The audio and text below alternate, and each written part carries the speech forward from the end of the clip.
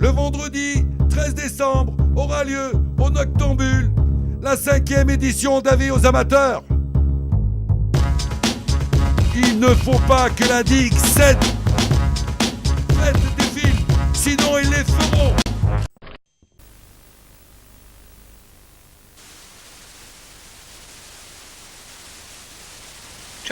Ces images ont été prises dans le seul but d'informer. Je ne cautionne en aucun cas les propos ou les images qui vont suivre. Martin a 26 ans. Je ne saurai jamais vraiment ce qu'il fait dans la vie. S'il a accepté de me parler, c'est pour que je sois témoin, m'a-t-il dit. La première chose qui m'a frappé, c'est qu'il me ressemble. Rien ne laisse entrevoir ce qu'il est vraiment. Lors de notre première entrevue, Martin m'a parlé de son enfance, de ses parents. Rien ne laissait présager le monstre qu'il allait devenir. Ses premières expériences remontent à l'adolescence, selon ses dires. Il a gardé des souvenirs, ou plutôt des trophées. Il me parle de Marion, son premier amour. Je suis tenté à un moment de croire qu'il s'agissait de sa petite amie. Mais il me montre des photos. Il m'explique alors sa première expérience d'un ton froid et détaché. Il cite des noms comme d'autres parlent de leurs amis d'enfance. Mathieu, Louis, Pauline, Christine, François, Chantal. Autant de personnes qui ont eu le malheur de croiser sa route. Il m'explique alors qu'il voulait essayer de nouvelles choses. Il me parle d'autostoppeurs qu'il a séquestrés dans la forêt. Son appétit le poussait toujours plus loin, dit-il. Il n'a jamais fait de distinction de sexe ou d'âge.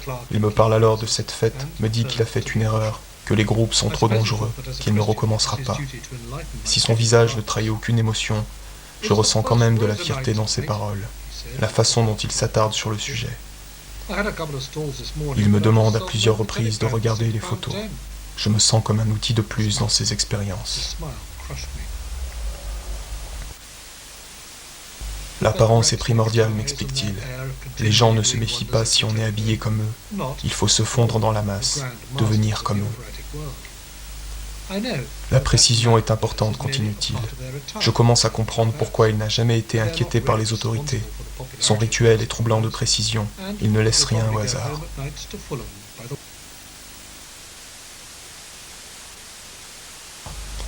Martin ne m'a pas dit ce qu'il cherchait.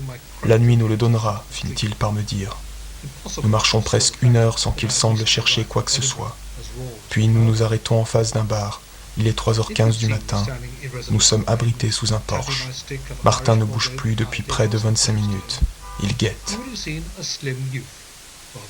Il a fini par jeter son dévolu sur un homme qui marche seul.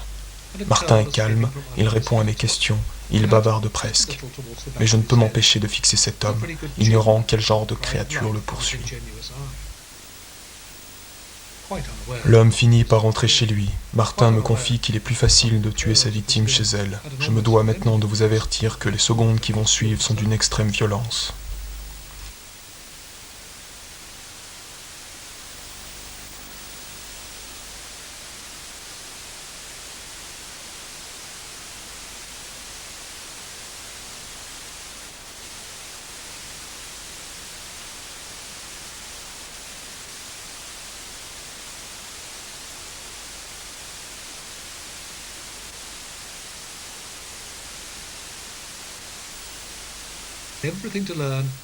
L'assaut n'aura duré que 5 secondes. Quelques secondes pendant lesquelles Martin aura laissé sortir sa rage et sa violence. Mais il est maintenant très calme et m'invite à sortir. J'ai du mal à croire ce qui s'est passé. Le corps ne sera retrouvé que 8 jours plus tard, quand les voisins alerteront la police pour se plaindre d'odeurs étranges. C'est l'œuvre d'un animal, seront les premiers mots de l'officier. Première arrivée sur les lieux. À l'heure où nous montons cette vidéo, Martin a disparu, son appartement a été vidé et il reste injoignable. Il est probable que nous réentendions parler de lui dans les mois ou les années à venir. Je me rends compte que beaucoup de mes questions restent sans réponse, mais en même temps, je revois son regard et je réentends ses mots. Je ne suis pas seul. Nous sommes les enfants de la nuit et nous vous ressemblons. Je me dis alors que j'aurais parfois préféré ne rien savoir. Motionless behind the glass of its portals.